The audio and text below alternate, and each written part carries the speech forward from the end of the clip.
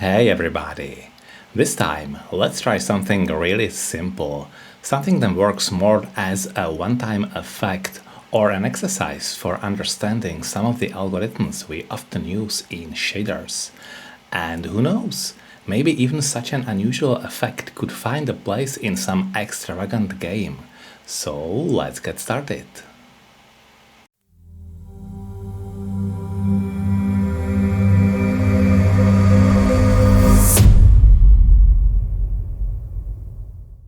This time, we'll generate an effect without a background texture, so I'll use a simple color rect in a new 2D scene. As usual, I'll set the dimensions to 600 by 400 and add a new shader material, like this. So let's right click on Scenes, create new scene, and I will call it, I don't know, circles. Yeah, sure, why not? Okay, and now right click on the root node, add child node, and select color rect. And in the inspector, I will set the dimensions, as I said, in layout transform, size 600 by 400. Cool. And finally, we need to set up a shader material. So in material, new shader material, click a new shader. And the shader we can call circles GD shader of the canvas item type. I will just put it to the shaders folder and create, and click again to open it in the editor. So as usual, I will delete everything we don't need. We delete vertex and light. Okay, and let's expand this pane a little bit. Good. Very well, so let's start coding. I think I based this on a similar effect I once found on ShaderToy, but I decided to improve the algorithm a bit with parameters that allow us to modify our circles in various ways. In the end, there are 8 parameters, so I'll write them all out at once and then explain their use in the code. Let's do it. So the first one, uniform. Vector 2 is resolution. As usual, we will need it to fix the aspect ratio, so it would be 600 and 400. Okay, second one, uniform, float layers, hint range, and let's start with 40 layers, and the hint range would be from 1 to let's say 50, and the step is of course 1. We don't want any fractional layers, of course. All right, third one would be uniform float speed with another hint range, and start at 10 to control the speed of the animation, and to be able to stop it completely, to see the static effect for debugging, let's make it from 0 and to 20, and this time we can have the step 0.1, no problem.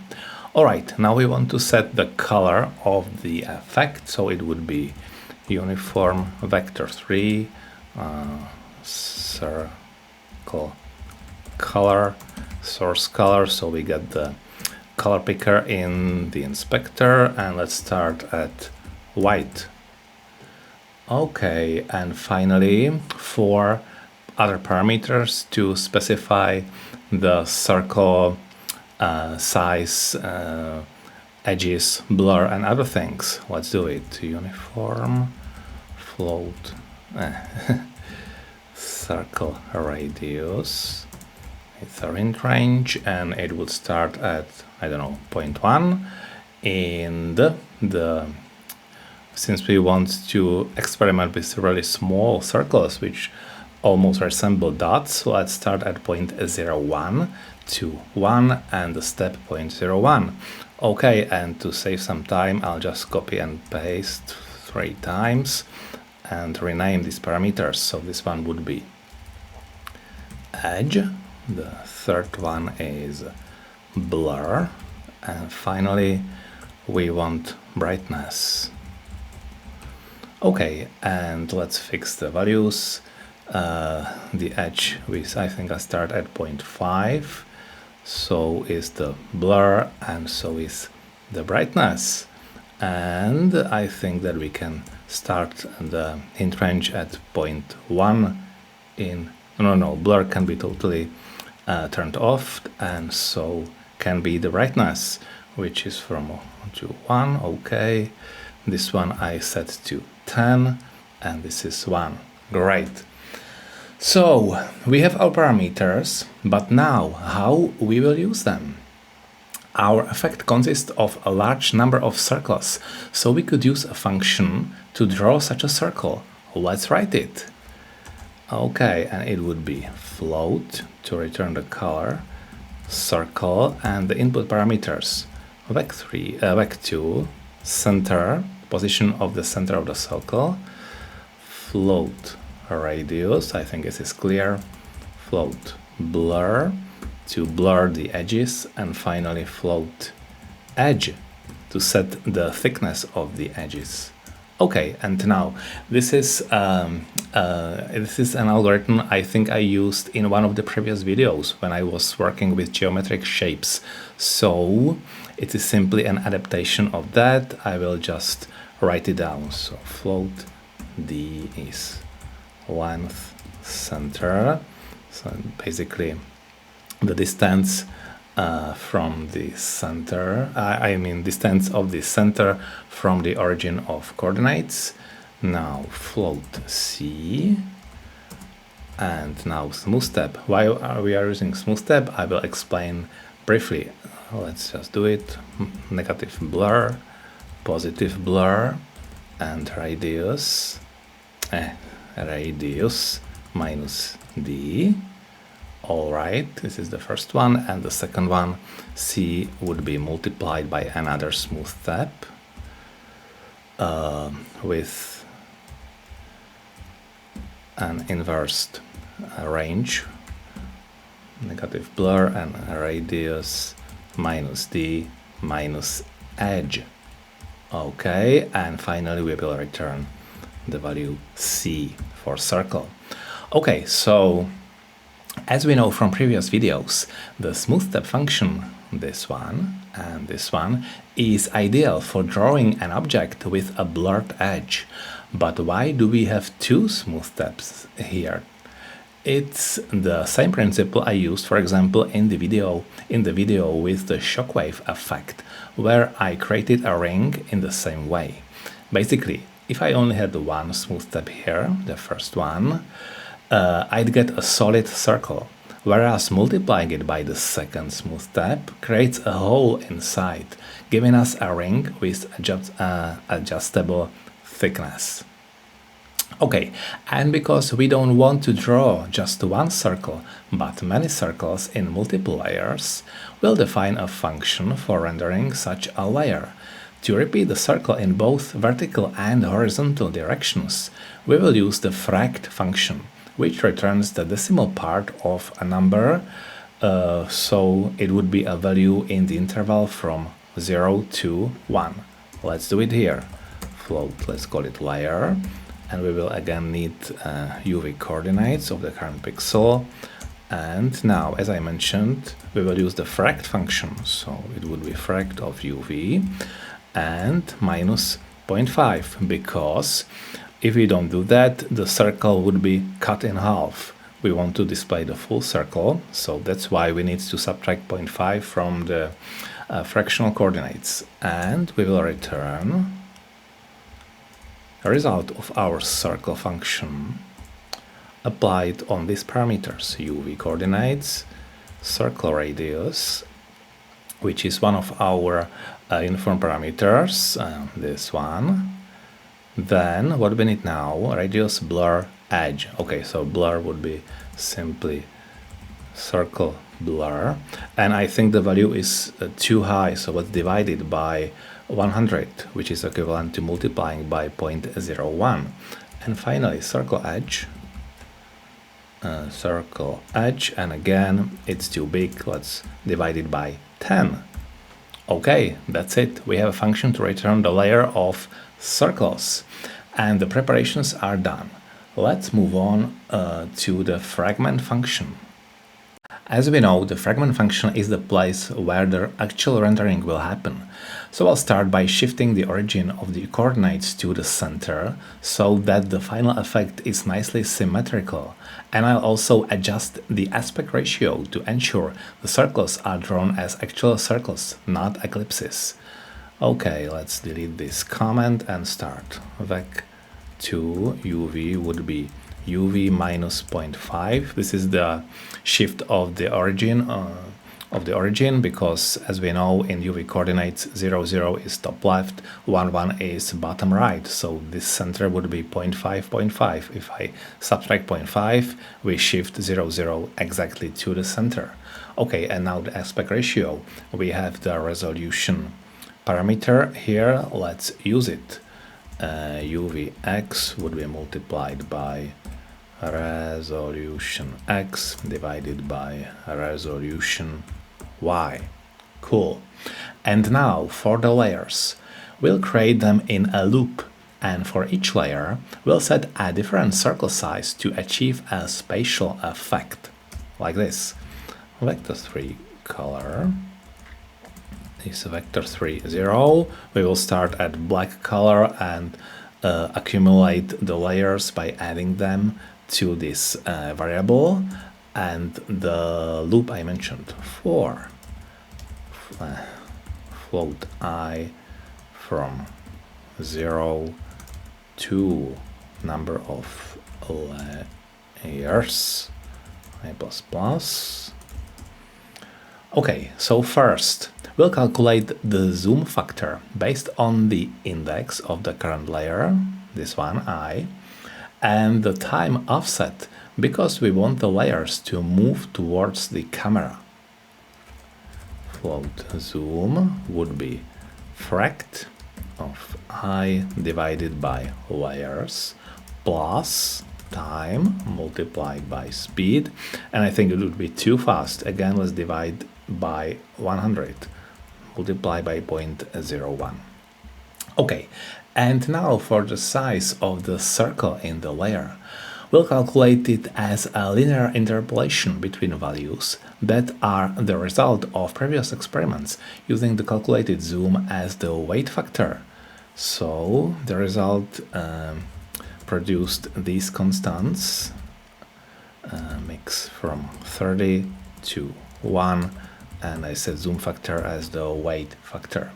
Okay, and now we need to use that. So vector 2, let's define layer UV coordinates, which are simply UV coordinates multiplied by size. So it would be zoomed out. Yes, and finally we need to add the result to the color variable to display the actual layer. Color would be increased by the result of the layer function with layer UV coordinates, and we need to multiply this by our final uniform parameter brightness. Okay, and finally we need to actually display something by assigning the result to the internal color variable, which is vector 4. So it consists of vector 3 of our color, which is currently a shade of gray, and if we multiply it by the circle color, we will get a shade of another color. Okay, this is the first part, and the alpha channel is set to 1. Wait, okay, we have the basis of the effect. If I reduce the number of layers to 1, we can see how the circles repeat in both directions while gradually changing size. Can you see it? This is just one layer, and it's increasing, it's zooming in, and it will finally reach the destination, and the zoom factor reverts back. This is why we use the fract function right here. Okay, let's put it back, and if I reduce the speed to 0, we can better observe how this effect looks. So, do you see these diagonal lines and other lines? I think we might have seen something similar in a certain phase of the previous video, where I created quite a nice snowfall. However, here we would definitely want to make a few improvements. We'll start by reducing the brightness of the circles closer to the camera so that they don't obscure the layers behind them, like this. Okay, so we need to do it here before we define the layer. Float fade would be another smooth step of parameters from 0 to 0.99 and the zoom factor multiplied by this multiplied by the second smooth step. What did I do wrong again? I am not getting the autocomplete. Let's just okay. Zoom. This is correct. 1.9 and zoom. Okay, and of course we need to use that. So in the color definition right here we will multiply the result by fade and wait for it.